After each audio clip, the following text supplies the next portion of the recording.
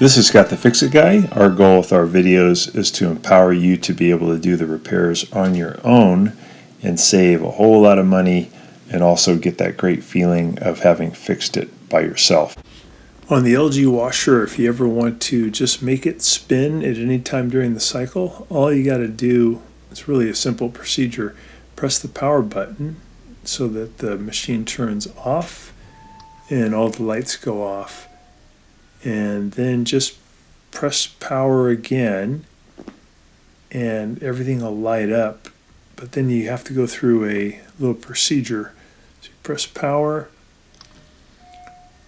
and you'll see the cycle dial. All the cycles will light up, but instead of picking a cycle, you're going to go over to the spin speed button and you want to press the spin speed button until the display shows that it's on the highest speed.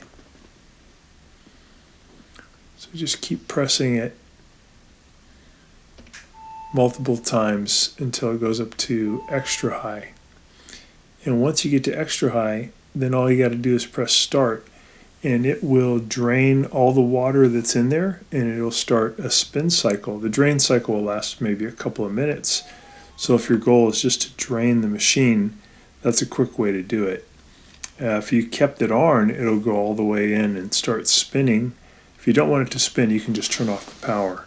But this is just a really quick and easy way to get your LG washing machine to go into a drain cycle before, so you don't have to wait for it to do the entire cycle.